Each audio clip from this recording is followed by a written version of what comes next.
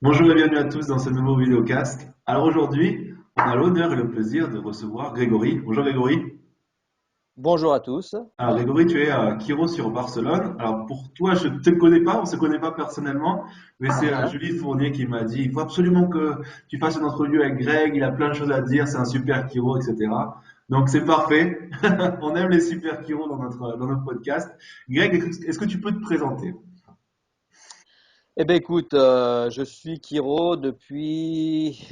Ça me fait toujours un peu de mal de rajouter des années. Ça va faire 20 et quelques années, on va dire. On va rester dans le flou, hein. Restons dans le flou. Et j'ai gradué du Life West. Ouais, Donc, j'ai fait ma propé à Paris. Et donc, quand j'ai commencé la chiro, en fait, j'ai été introduit à la chiro pour étudier la chiro directement aux États-Unis. Ok, donc j'avais jamais pensé, je savais même pas que l'IFC existait à l'époque. On ok. m'avait dit, bah, tu veux faire chiro, il faut que tu fasses ta propé à Paris. Et c'était C'est quoi la un chiro. propé? C'est la première année que La vous êtes première passé à année, l'IFC? c'était à l'époque la propédeutique. Ok. Hein, c'était à l'époque de, quand il n'y avait pas l'IFEC, avant c'était l'IFC, on va dire Ok. même.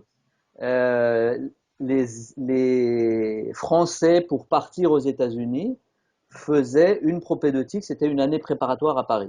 D'accord. Bah, au sein de Avant, l'IFC. c'est-à-dire que l'IFC n'existait pas, il n'y avait que la propédeutique à Ah, l'époque. d'accord, ok, ok, ok. Ok. Et donc la propédeutique, après l'IFC s'est créé et ils ont toujours gardé cette première année, ils l'ont toujours appelée la propédeutique. D'accord. Ok. Et donc jusqu'à un certain moment où ils ont arrêté de l'appeler la propédeutique, c'était la première année avec les 5 ans, je crois que c'est 5 Ouais, ans ou 6 ans de ouais 5 programme, 6 ans, ouais, ça. l'IFEC, 6 ans.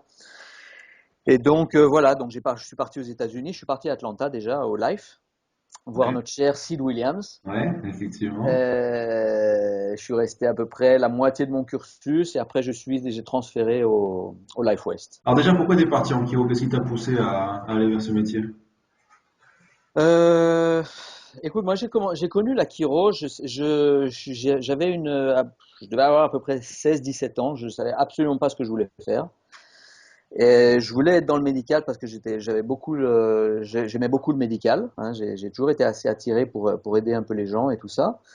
Et j'étais Donc vraiment passionné. la santé plus que le médical ou vraiment le médical? Tu vraiment, te voyais vraiment médecin? Disons que je faisais pas trop la différence, hein. Ouais. Quand je disais la santé, le médical à l'époque, mais bon, j'étais pas tiré du tout par être médecin. Ouais. Je voulais pas être médecin ni dentiste. Et donc ça a été par le biais de Patrick Chausson, Ouais. qui était en fait on va dire le mari de ma sœur, Ok. et qui s'était connu aux États-Unis. Et donc, ma sœur qui m'envoie une lettre, parce que bon, c'était par correspondance, il n'y avait pas de email à l'époque, hein, donc c'était par correspondance, une lettre qui dit, ah, tiens, j'ai une super profession pour toi, il faut que tu étudies ça, c'est la chiropractique, tu vas adorer et tout. Et moi, j'ai lu la lettre, je connaissais pas du tout ce que c'était que chiropractique, je dis, bah c'est bien, je vais faire ça, quoi. Je lui faisais entièrement confiance. Et donc, bon, après, j'ai quand même étudié, j'ai quand même un peu fait mes petites recherches pour savoir que c'était la chiro. Et j'ai tout de suite plongé dans ça en comprenant que c'était vraiment le truc que je voulais faire, quoi. Ça fait tilt dès que j'ai commencé à lire ce que c'était que la chiro. Et qu'est-ce que tu as lu justement? T'as lu des. Comment se documenter à l'époque sur la chiro? Parce qu'il n'y avait pas Internet, il n'y avait pas toutes ces sources Alors, d'information. Tu allé voir des chiros, t'as lu des livres alors sur non, je Facebook? voyais pas trop de chiro. Après, bon, moi, j'ai connu Patrick, hein, ok, qui m'a bien expliqué. La première petite publication que j'ai vue d'ailleurs de la chiro, c'est marrant, elle venait de l'IFC. Ok. C'était un petit bouquin d'une dizaine de pages qui était l'histoire, la présentation de la chiro pour les étudiants de l'IFEC, Ok. de Yes, l'IFC. à l'époque. Ouais. Et donc, à l'époque, c'était cette présentation très philosophique, hein. Il y avait 5 paragraphes, l'intelligence Ah, c'est universelle, super, il faudrait retrouver ce petit bouquin. l'intelligence, Tu l'as pas? l'intelligence innée, et j'ai toujours essayé de la rechercher, en fait, j'ai Ah, jamais. Et donc, c'était l'intelligence universelle, l'intelligence innée, la subluxation, l'ajustement, la philosophie Quiro et ce qu'on traitait à l'époque et un peu l'histoire de la chiropractie résumée en une dizaine de pages, quoi. Et donc, moi, j'avais été introduit avec la chiro, si tu veux, vraiment par le biais de ce petit bouquin de 10 pages, qui m'avait un peu ouvert les yeux sur la santé vraiment très différemment à ce que j'avais été Ouais. quand j'avais été élevé, quoi. Euh, et bon, ça m'avait branché, quoi. Après, c'est donc, je suis tout de suite rentré un peu dans l'explication un peu philosophique de la chiro. Et puis, malheureusement, ce qui se passe souvent avec les études et ce qui se passe souvent, je pense, avec ceux qui étudient la chiro, c'est-à-dire ils peuvent avoir une bonne base philosophique au départ, et le fait de commencer leur cursus avec l'anatomie, la pathologie, le diagnostic, Ouais. on devient plus médecin qu'autre chose. Ouais. Ok, et si en plus de ça, on enlève les classes de philo, les termes chiropratiques spécifiques et choses comme ça, et ben à la fin, on sait plus ce que c'est que la chiro. Ok, on sait plus ce que c'est. On est plutôt médecin que chiropracteur. On traite plutôt qu'on soigne. Et puis bon, bah c'est là, on finit nos études et puis on patauge un peu dans la semoule, quoi, hein. Ouais. Ouais. Et donc c'est un peu ce qui m'est arrivé. Même si je suis parti moi aux États-Unis, j'ai fini mes études et bah, j'avais un peu perdu cette philo en fait. J'avais un peu perdu cette philo, Même en bien partant aux qu'on ait pas, États-Unis. même en partant aux États-Unis. Ok. Et bon, c'est-à-dire j'avais perdu cette philo. J'avais toujours une idée philosophique de la chiropractique, c'est-à-dire. Mais je pense que quand on monte un cabinet, on doit avoir vraiment une idée très très précise de ce qu'est la chiro, de ce qu'on veut faire avec la chiro. Et puis là, il faut pas en bouger, quoi. C'est ça. Donc c'est très facile c'est très facile de prendre à partir à droite, partir à gauche, et puis perdre le cap un peu de notre destination, en fait, hein. Et donc, j'ai fini en fait j'ai fini à San Francisco, donc au Life West, et je suis venu travailler en Espagne. Ok, Ok, directement. je suis venu pratiquement directement. J'ai travaillé pendant une année à San Francisco dans un des plus gros cabinets de l'époque de Californie. C'était Latch So. Ok, c'était des cabinets de high volume, c'était des cabinets. Il y avait donc Latch So, c'était deux associés.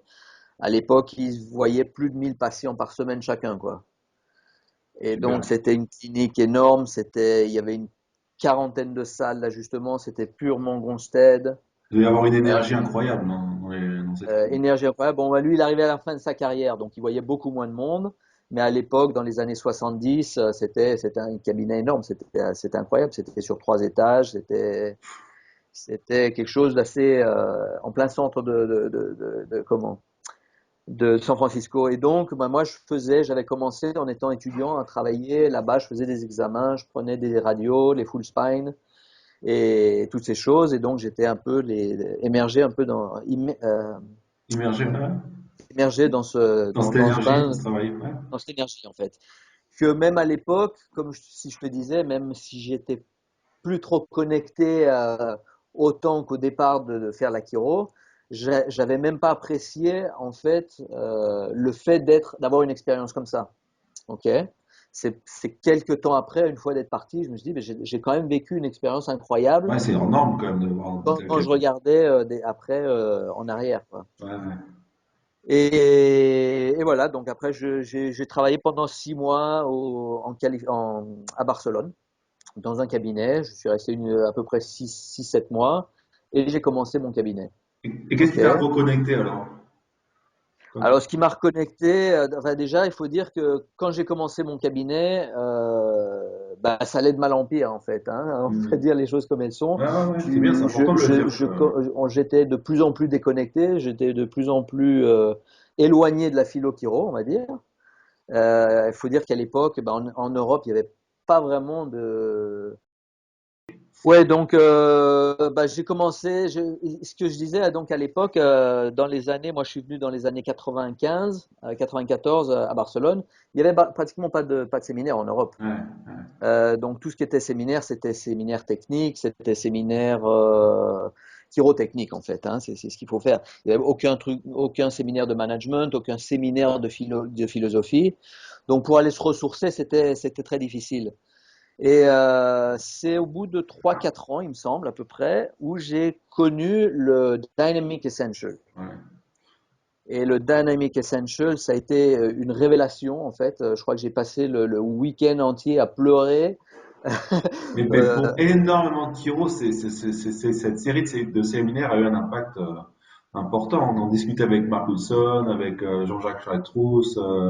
uh-huh. Ça a vraiment été pour vous une source d'inspiration incroyable. Ah ben, ça a été une reconnexion, en fait. Je me suis retrouvé, si tu veux, quelques années auparavant en disant, c'est pour ça que je suis venu étudier chiropractique, quoi. Ouais. Parce qu'à Et Barcelone, quand tu as donc, commencé ton cabinet, tu faisais plus des problèmes de musculo-squelettiques, plus du traitement, enfin, du traitement, quoi. écoute, à l'époque, j'ai commencé la chiro à Barcelone, j'étais, on va dire, bah, sans être critique, hein, moi j'accepte un peu tous les modèles chiro. Ouais, Je bien pense sûr. pas qu'il y ait un modèle mieux que l'autre ou quoi que ce soit. Je pense que la chiropractie et ton cabinet, c'est une réflexion c'est un miroir de toi en fait. Donc, bah, quelqu'un qui veut être dans une open adjusting ou dans une salle individuelle ou faire de la philo symptomatique ou philosophique ou subluxation based, je crois que on a besoin de tout. Et c'est le plus important, c'est le faire depuis ta personne et puis d'être, on va dire, D'être congruent. congruent avec ce que Ouais. tu fais. Hein. Et moi, j'ai commencé, ben, je passais 15 minutes, 20 minutes avec les patients. Ils se déshabillaient. J'avais une salle, une table et puis un bureau. Donc, je Ouais. passais plus de temps à les regarder s'habiller, à mettre leur lacet qu'à les ajuster, en fait.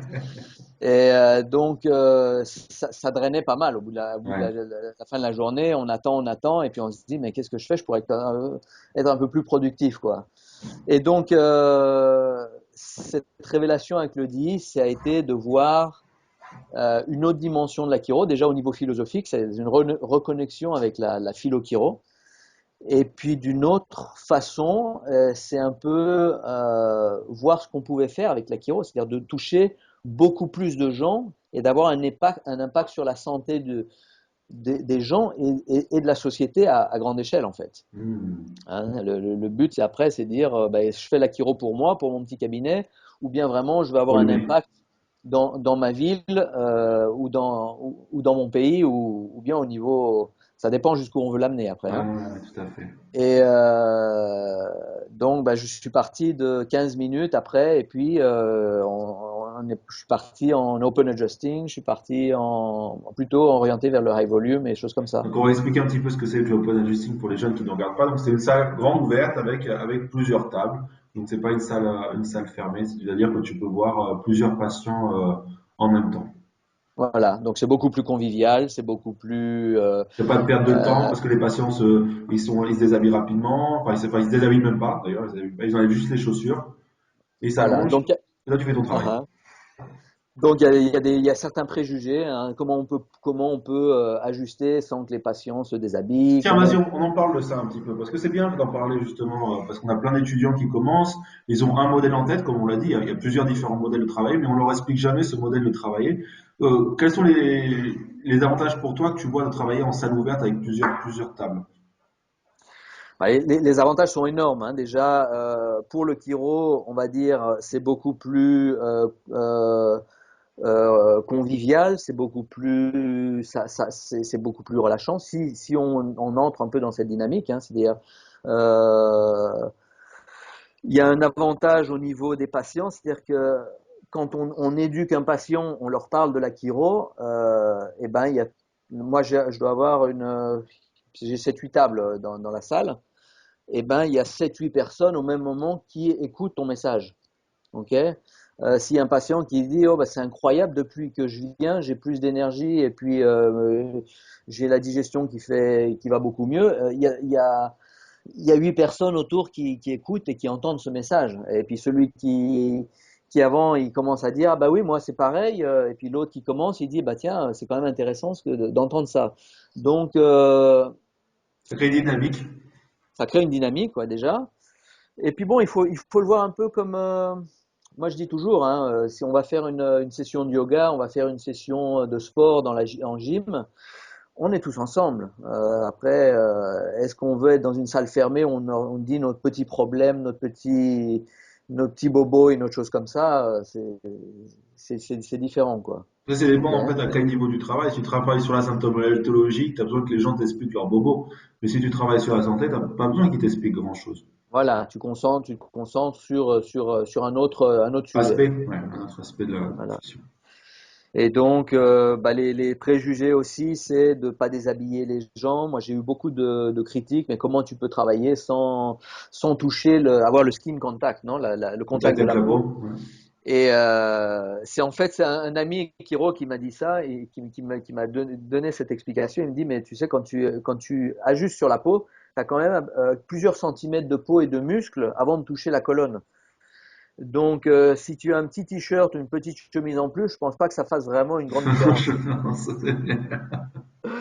Ok, et donc c'est s'habituer. Après, on a une certaine dextérité au niveau du toucher en tant que chiro qui fait que après quelques années, on n'a même pas besoin de toucher. On voit par le patient qui rentre dans la salle, qui se pose, on voit ce qu'il y a tu sans sens, trop se poser de questions, c'est hein. vrai. Moi, j'ai une approche assez intuitive de l'ajustement, donc j'ai pas trop, je rentre pas trop dans le mental quand j'ajuste, hein.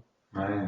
Et donc, tu es rentré de ce week-end de deal, ce séminaire, et tu as fait tes changements directement? Comment ça s'est passé? Petit à petit, comment tu l'as effectué les changements? Alors, bah déjà, il y a eu un grand changement au niveau dans ma tête, hein, dans ma tête, au niveau émotionnel. Et quel- ces quelques années où j'ai quand même un peu, on va pas dire galéré, mais bon, ça allait pas comme je voulais au niveau du cabinet. Le fait de rentrer du DI, euh, d'une façon ou d'une autre, le cabinet a commencé à prendre forme, quoi. Ok. Ça a été un peu l'époque où à Barcelone, on était aussi un groupe de chiro. Ouais, Donc, on avait créé un mastermind group ok. à Barcelone. On était six chiro. On se réunissait tous les 15 jours par téléphone, en téléconférence. Et en fait, notre but avait été on avait un objectif très simple, c'était de transformer la chiro en une chiro vitalistique en Espagne Ouais, et vitalistique ou subluxation base, on va dire, et garder la philosophie chiro dans le pays en fait.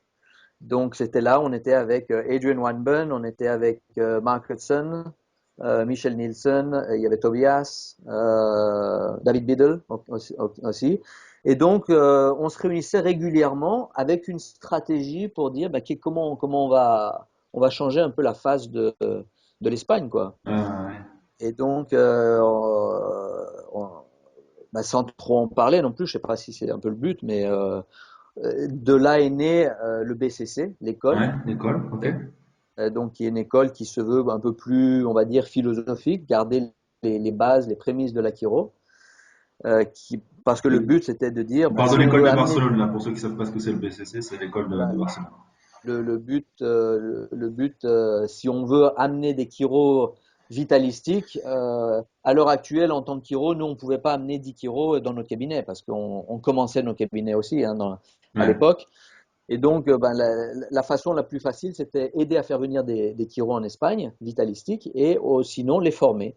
Et donc, d'où la naissance d'Adrian Weinberg qui avait commencé le projet de l'école, en de fait. l'école de Barcelone. Et quand tu as créé, il y a beaucoup, je pense qu'il y a beaucoup de personnes qui ont envie de changer de modèle, de façon de travailler en chiro. Quand tu as changé de modèle, quelles ont été les résistances? Les patients ont créé des résistances, ils n'étaient pas contents, tu as eu des problèmes ou ça s'est fait Ah de bah, façon aucune, hein, fluide?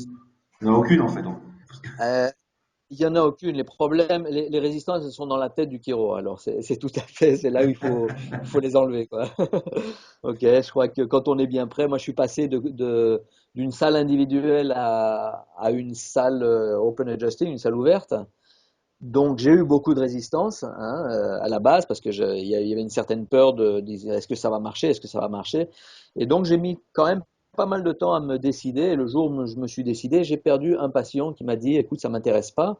Et je lui ai dit bah tiens écoute je vais te donner l'adresse d'un chiro qui est dans une salle individuelle et puis tu continues avec lui, il n'y a pas de problème. Ok. Et plus je faisais des changements en fait dans le cabinet, plus le cabinet allait mieux en fait. Ouais. Hein, donc moi je suis parti un peu, ma philosophie ça a été, après ça a été très vite, si je vais travailler en chiro pendant quand même pas mal d'années, autant que je travaille dans un environnement qui me plaît, où j'ai envie de me lever le matin pour aller voir les patients de la façon dont j'ai envie de les voir, plutôt qu'essayer de calquer un modèle médical qui en fait me convenait pas du tout en fait. Ouais. Ok, donc c'est tous ces changements en fait. Après, on essaie de de prendre toutes nos décisions pour s'éloigner du modèle médical et rentrer dans un modèle beaucoup plus vitalistique, beaucoup plus, on va dire, chiropractique en fait. Comment tu Et définis c'est ça, justement ce modèle vitalistique pour les jeunes qui nous écoutent? Parce qu'il y en a beaucoup qui ne comprennent pas ce que c'est que la chiro-vitaliste. Qu'est-ce que c'est pour toi la chiro-vitaliste? écoute, la chiro-vitaliste à la base, c'est avoir une bonne philosophie. Ok. Il faut connaître la différence entre au niveau de la science, la philosophie mécanistique et la philosophie vitalistique, on va dire. Ok, donc là, c'est là où il faut qu'on prenne dans notre raisonnement, on va dire scientifique, si on va avoir un raisonnement mécanistique ou un raisonnement vitalistique. Et à partir de là, tout va rentrer en déduction par rapport aux décisions qu'on va prendre. Ok, donc c'est très important d'avoir une base chiropractique, philosophique.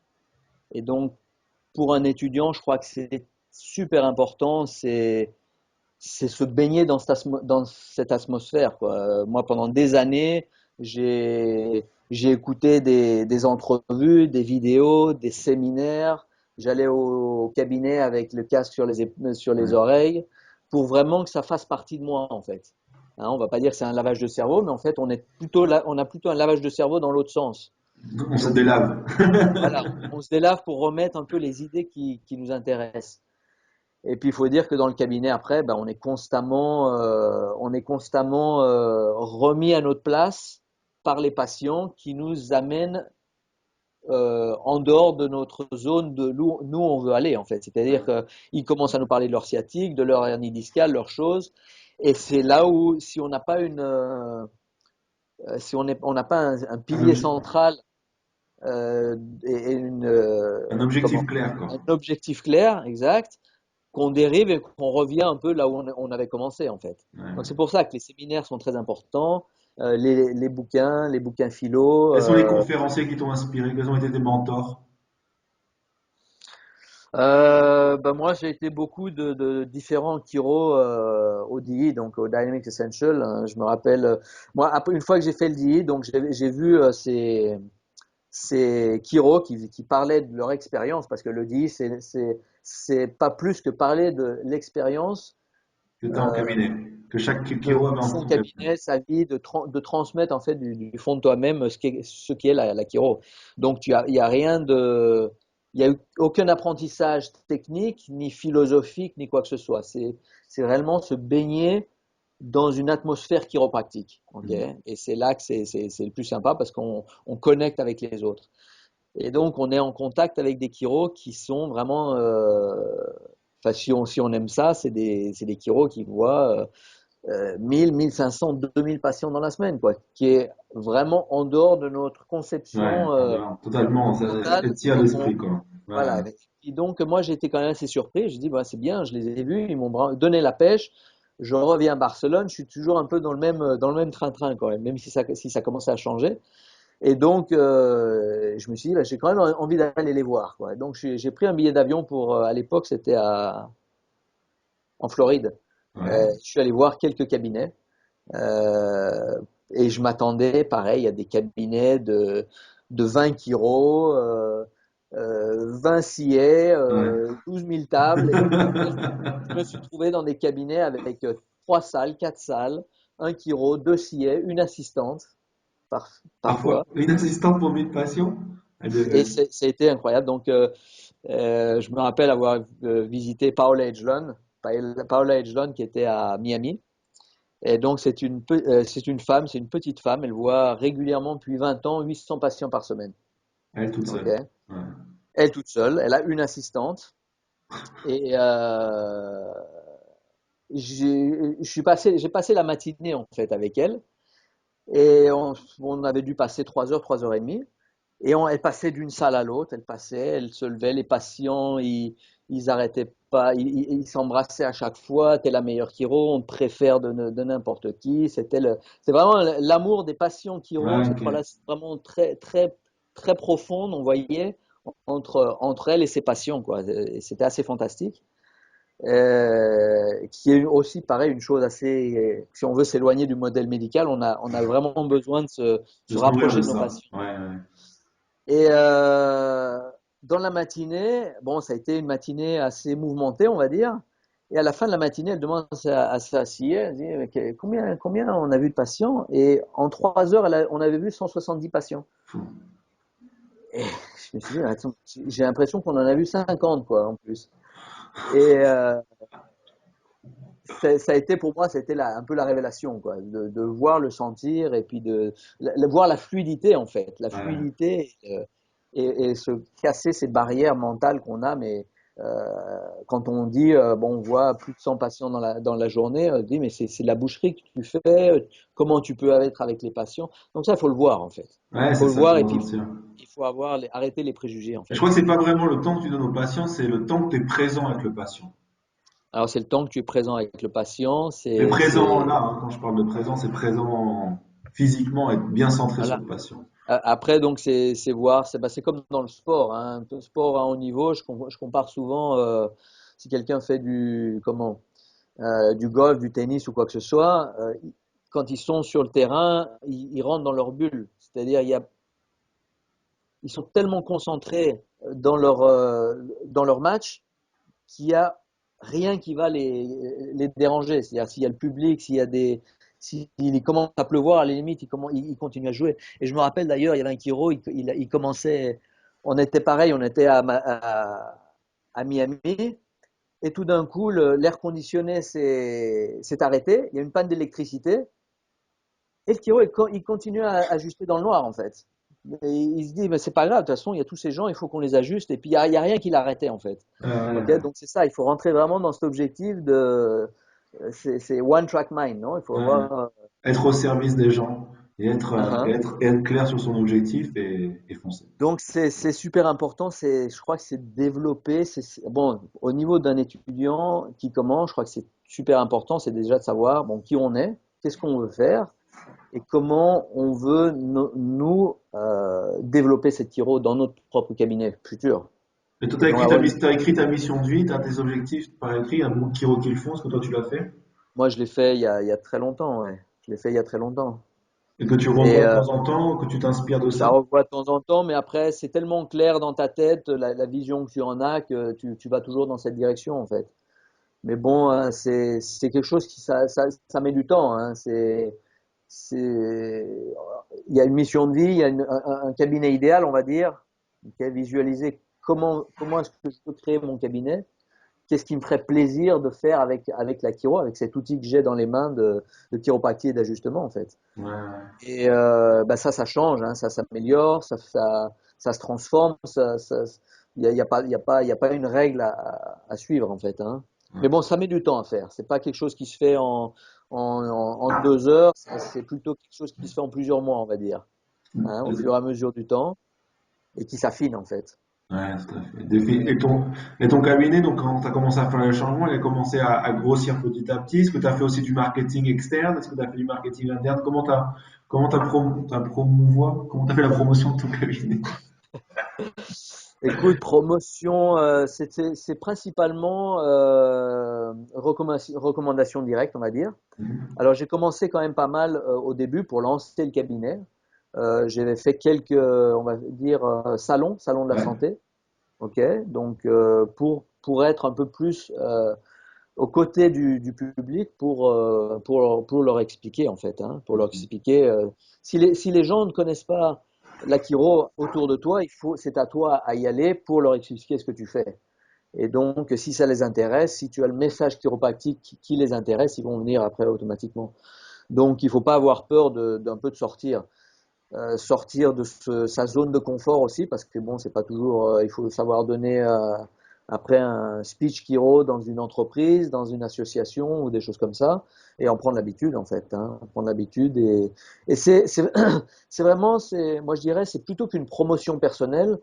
Moi, mon but, ce qui m'intéresse, c'est d'avoir une personne qui vienne dans mon cabinet et que je lui explique ce que c'est que la chiro. Et après, je laisse un peu cette responsabilité dans les mains de cette personne de savoir s'il veut commencer ou pas. Hein, Hmm. on n'a pas vraiment de. Vraiment, je n'utilise pas de pression, manipulation pour que le patient commence ou quelque chose comme ça. Pour moi, j'ai envie de Que le patient vienne de lui-même. présenter, présenter la chiro comme quelque chose de fantastique.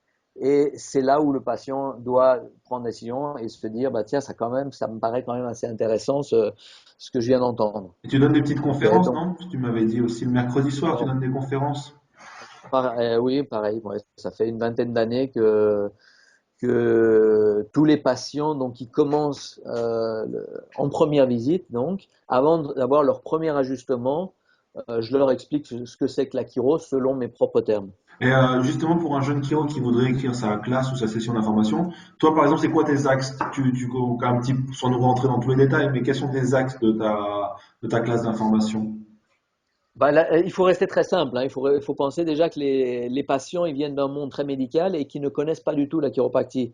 Donc, il faut surtout pas utiliser des termes qui sont trop compliqués. Moi, je fais ma conférence, on va dire, pour un enfant, pour qu'un enfant de 7 ans puisse la comprendre. Mhm.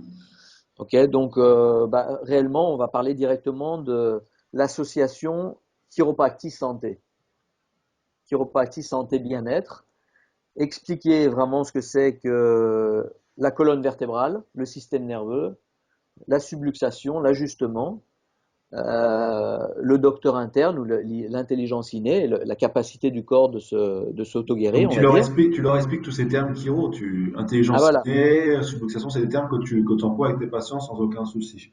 tout à fait, tout à fait. Et après, tout au long de leur vie chiropractique, on va utiliser ces termes et les patients te parlent d'ajustement, pas toujours de subluxation parce ils ont des fois, ils s'y perdent un peu. Ça reste un mot assez difficile Ouais, c'est vrai. à prononcer en espagnol. Et très important après, bon, ben, la triangle de la santé. Hein, si on veut être vitalistique, je crois une grande erreur, c'est pas rester non plus trop centré sur la subluxation, parce qu'autrement après, on devient Ça devient très symptomatique. ça devient une autre pathologie. Comment tu Voilà, leur présentes justement l'intelligence innée avec des exemples très simples? Tu leur parles de quoi? bah, c'est des exemples de la vie, hein, comment le corps se soigne lui-même, comment quand quelqu'un se tombe, se coupe un doigt ou a une plaie, comment il cicatrise, comment il se soigne au niveau d'une grippe. Et après, on extrapole ça sur réellement un peu comprendre ce qu'est un symptôme, ok, et la différence entre traiter un symptôme et traiter la base du corps qui doit lui se soigner. Donc, en donnant des exemples comment simples sur bah, la pression artérielle, la fièvre, le cholestérol, que tout le monde connaît un peu ces genres de Ouais. problèmes, quoi. Il faut essayer de rester très simple, quoi. Et surtout leur donner une vision, on va dire, d'espérance sur un modèle différent. C'est-à-dire que vraiment, faut les stimuler dans une direction en disant, il y a vraiment une possibilité d'être mieux et d'être sain en suivant un modèle chiropractique plus holistique, on va dire. Ok. Et donc les Ok. patients, ils viennent à la session d'information avant ou après ta première visite? Ou ça peu importe? Peu importe, Peu hein. La importe. personne qui veut plus d'informations, on les fait venir avant. Celui qui veut la première visite, il vient à la première visite. Il faut essayer d'enlever les barrières. C'est-à-dire qu'il faut arriver à que les patients viennent à ton cabinet de la façon la plus simple et la plus rapide possible. Hein, moi, j'étais passé un moment, je devais avoir une liste d'attente de à peu près un mois et demi ou 2 mois pendant quelques temps. Et je me suis dit, c'est vraiment, vraiment stupide d'avoir une liste d'attente aussi longue parce que les gens, ils attendent un mois et puis en fait, ils vont plus venir en chiro, ils vont finir à l'hôpital, ils vont finir chez quelqu'un d'autre et on va en fait perdre cette opportunité de leur enseigner ce que c'est que la chiro. Donc j'ai transformé après le cabinet justement sur cet aspect plus high volume, de pouvoir accepter plus de personnes plus rapidement, on va dire. Ouais. Et comment on structure la première visite si on veut faire une chiro vitaliste? Comment tu structures ta première visite? Euh, bon, on reste dans une anamnèse, hein, savoir, c'est-à-dire qu'il faut quand même une, une, euh, une chirovitalistique, pour moi, ne veut pas dire qu'il faut faire une abstraction sur les symptômes du patient. Hein, il faut simplement leur donner une autre signification. Hmm. Hein, c'est-à-dire que on va leur expliquer au début pourquoi ils ont une sciatique, ou une sciatique ou un autre problème de santé, on va dire, plutôt que rentrer dans le symptôme. Et le but de notre approche va être d'éliminer le symptôme. Donc après, on a une anamnèse. Comme je disais, il faut quand même assez être proche du patient, Le but de notre lui approche, faire c'est comprendre d'éliminer la cause du symptôme. comment. La cause du symptôme. C'est-à-dire, le but de notre approche, c'est d'éliminer le symptôme. Tu leur dis Ah ça? non, non, La d'accord. cause du Ouais, symptôme. Ouais, pourquoi? la cause du symptôme. Et donc, il faut, la première visite, c'est quand même un contact. Il faut avoir un contact. Le patient doit se sentir identifié, on va dire. Que le patient comprenne, lui, que nous, comme chiro, on a compris ce qu'il avait. Pour qu'un peu il t'accepte. Et puis, à partir de là, on va pouvoir, nous, leur donner notre version des faits par rapport par rapport au problème qu'il a. Donc, on a une anamnèse, on essaie d'avoir quelques informations objectives euh, qui nous permet au niveau clinique d'avoir un suivi. C'est-à-dire et surtout, suivi, c'est plutôt pour montrer au patient l'évolution qu'il a au niveau des ajustements. Hein. Donc, on a électromyographie, on Ouais. fait des range of motion, capacité physiologique de respiration, des fois du pouls, de la pression artérielle qu'on fait. Et on voit cette évolution au niveau du parcours encore du patient, quoi. Et donc ensuite, tu fais des révisions tous les X.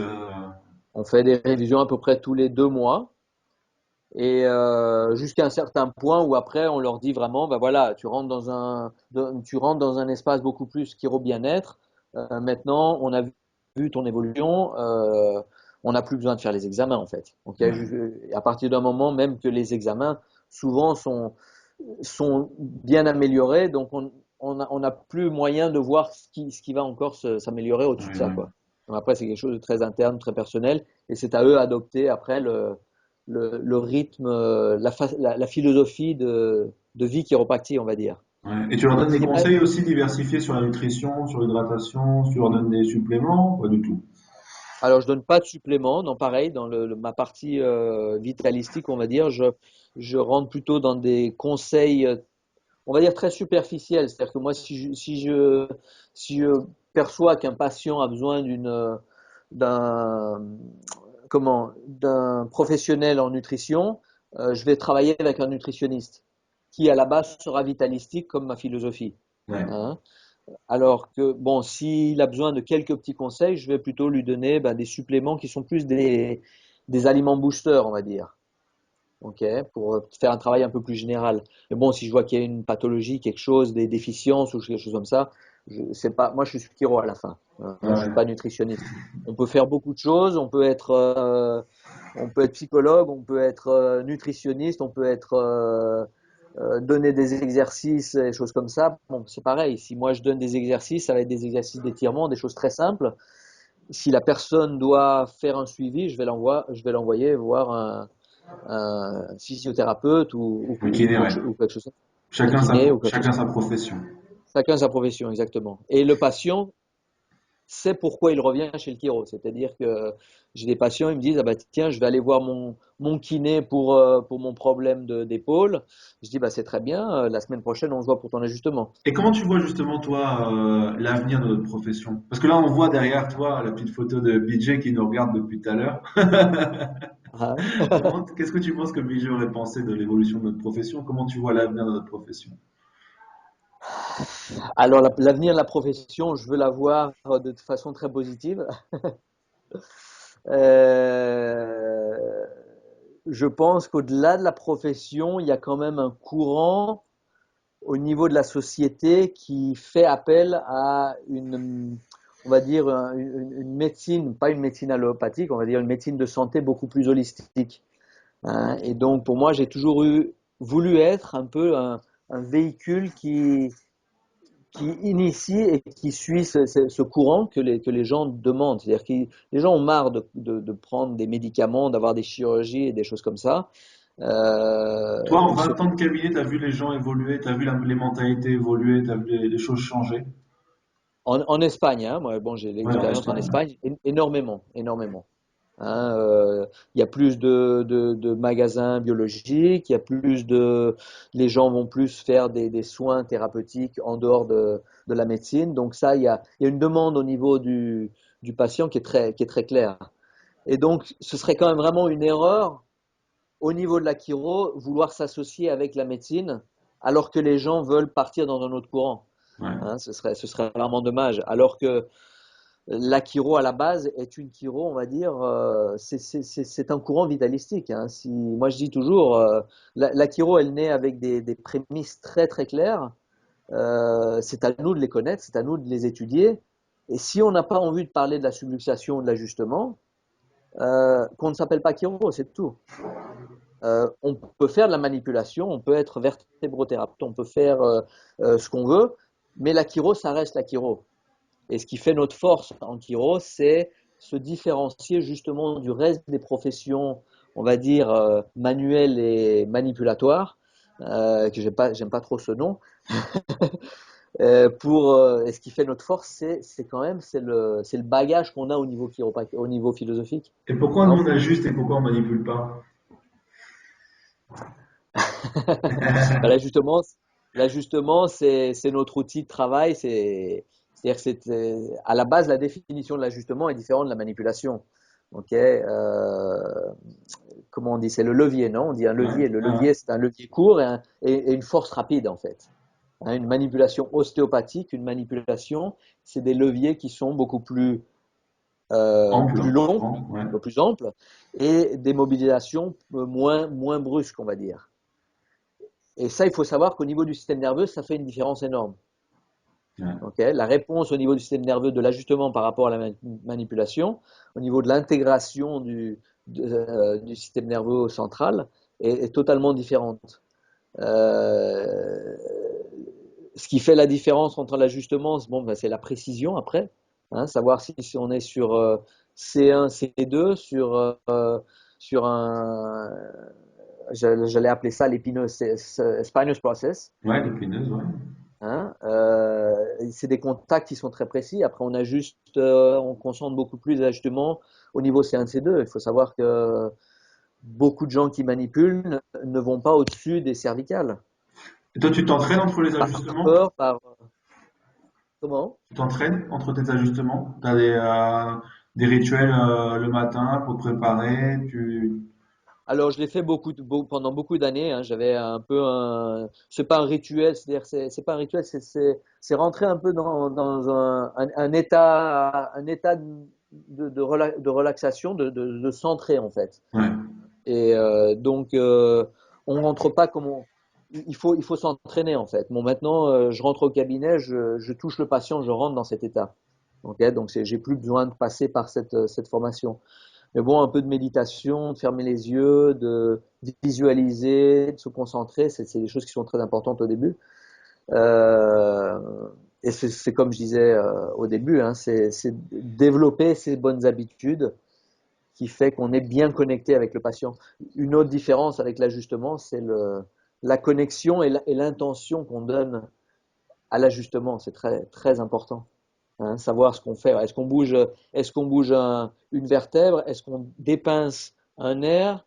Est-ce qu'on enlève une sciatique? Ou est-ce que on fait vibrer cette personne par rapport à l'ajustement qui s'illumine en fait, hein, qui s'illumine vers un autre état de conscience ou un autre état de santé?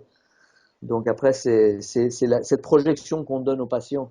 Hein, est-ce qu'on reste dans le symptomatique pour que cette personne aille mieux? Ou bien, Ou est-ce qu'on veut permettre à l'intelligence innée de ce corps humain de s'exprimer à 100%? voilà, hein, c'est l'expression de l'autre personne et se connecter, c'est le innate to innate hein, à la fin. Connecter notre innate par rapport au patient. Et quand il y a ce lien qui est très profond, qu'on peut sentir en fait quand on est vraiment connecté, et ben c'est là où les changements se passent en fait avec le patient. Hein. C'est quelque chose de très, on va dire très spirituel hein, si on veut, mais bon, c'est quelque chose de palpable presque, hein, qui est tellement présent. C'est tout à fait, tout à fait. Et on va terminer cette entrevue juste par, est-ce que tu as un petit conseil, si toi tu devais te donner un conseil à toi-même lorsque tu étais étudiant, quel conseil tu te donnerais après 25 ans de pratique? Il y a plusieurs conseils qu'on peut donner hein, déjà, mais bon, il y a pas mal de conseils à donner. Et conseil, c'est garder le cap, hein, c'est le cap, c'est-à-dire être très conscient d'où on veut aller, où on veut aller, écrire sur un papier et ne pas perdre le cap, hein, parce que le challenge le plus important, c'est que si on n'est pas vraiment convaincu de ce qu'on veut faire, c'est dur d'avoir un cap. C'est dur d'avoir un cap et de le maintenir. Je me rappelle Jerry Clum quand il parlait de Kiro, il disait les Kiro à la fin, on est comme des saumons, c'est-à-dire que le saumon, s'il n'a pas le courant Qui sur le rendait front, que des saumons. il va dans le mauvais sens du courant. Okay, donc le Kiro, il faut s'il n'est pas rejeté par les autres et il veut être accepté, il va pas dans le bon sens. Ouais. Donc, faut pas avoir peur d'être rejeté, faut pas avoir peur d'être à l'encontre en fait de n'importe qui et de n'importe quoi. Donc, faut arriver à garder ce cap. Et c'est très facile de perdre ce cap après par solution de facilité, par euh, comment J'écoutais Donald Lipschitz justement qui disait si tu as peur d'être rejeté et que tu as fait Kiro, tu t'es trompé de profession. ah, tout à fait, tout à fait. Moi, j'ai toujours cette idée un peu du saumon, hein, des saumons qui sent la pression et ça commence à faire mal sur le front au bout d'un moment. Hein, mais bon, le front il devient plus dur que l'eau. Ouais, que le reste. C'est vrai qu'on est dans une profession où on doit faire face justement à des courants contraires, mais qui au final nous apportent tellement. Tout à fait. Et puis, bon, bah, c'est quelque chose pareil, hein, BJ disait, we have a sacred trust, on a quelque chose de sacré au niveau de nos mains. Il faut le garder, il faut le garder, faut pas, surtout pas l'altérer. Hein, c'est ce que je disais au début. C'est-à-dire que l'Akiro, c'est les prémices de l'Akiro qu'il faut vraiment connaître et adopter dans sa personne, quoi. Mais écoute, on terminera sur ça parce que ça me paraît parfait pour Ok? terminer cette entrevue. Merci Greg d'avoir joué le jeu ce matin, merci d'avoir été avec nous. Pareillement, merci à toi. J'espère que la profession Kiro va avancer avec ton petit projet, en tout Oui, cas, avec nous hein, que tu en tous as en toujours tant que communauté. besoin et Mais ça va être je pense que ça génial, bouge pas super. mal. Je pense que ça bouge pas mal, mais c'est pas seulement ça. Je pense que c'est tous en tant que communauté, il faut qu'on prenne conscience que, comme l'a dit notre cher budget qui est juste derrière toi, on a quelque chose d'immense dans les mains et qu'il faut savoir le protéger. Et il faut savoir même que le prolifier, le magnifier et l'amener au plus grand, Uh-huh. l'amener au plus grand nombre. Super. Eh ben, bonne journée à toi. Bonne journée, Greg. Ciao. Ciao.